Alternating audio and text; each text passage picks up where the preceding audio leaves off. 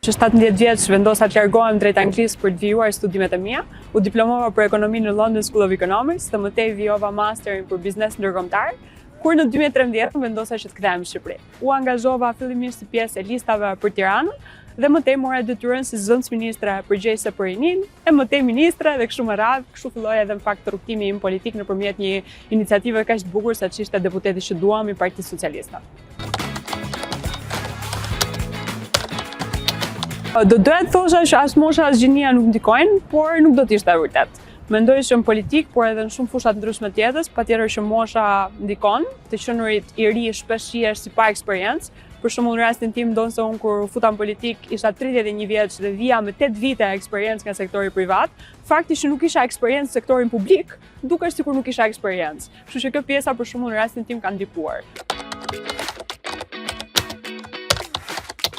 Pjesa e mbështetjes financiare gjithmonë është e vështirë, si për shembull koncepti donacioneve nuk është edhe aq i përhapur dhe unë si një politikane e re u mbështeta në fillimet e mia tek donacionet nga miq, nga shok, nga njerëz që besonin tek ajo që unë bëja. Kështu ishte mënyra si unë i kalova ato vështirësitë me mbështetjen financiare. Tjetër që kur vjen puna te vizibiliteti, në rastin tim nuk ka qenë problem vizibiliteti, por ka qenë problem vizibiliteti pozitiv. Sepse çfarë ndodhi me mua, siç ndodh me çdo politikan të ri, një lapsus i vogël u kalua direkt në meme, u kalua në vëmendje mediatike. Kështu kur vjen puna te vizibiliteti, më duhet të them që nuk kam pasur një eksperiencë në thonjza të keqe, por një eksperiencë që më ka rritur dhe më ka bërë të kuptoj që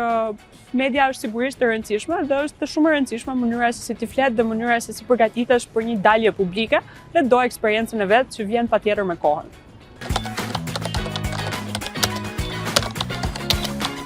Mendoj që sfidat për gjithë secilin janë personale dhe kalohen në mënyra të ndryshme. Në rastin tim duhet të thënë që familja ka qenë një mbështetje shumë e madhe. Veçanërisht bashorti im ka qenë një nga personat që gjithmonë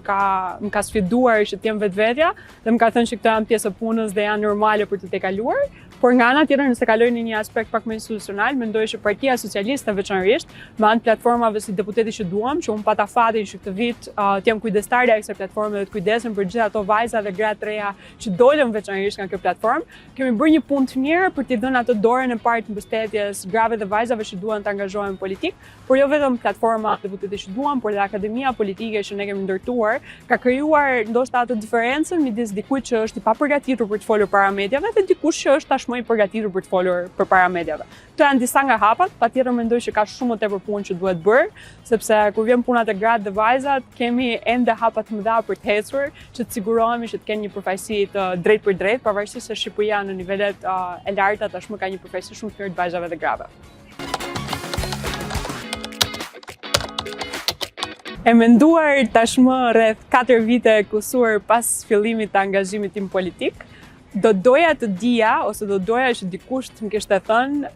se sa e vështirë apo se sa shumë kohë merr nga jeta personale të qenurit një figurë publike dhe se sa pak privacitet ke në jetën tënde personale.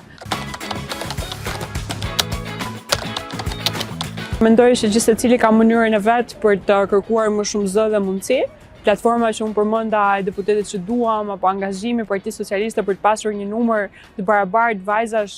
me djemt në institucione të ndryshme, ka qenë një angazhim i fuqishëm, por sido që të jetë, kemi nevojë për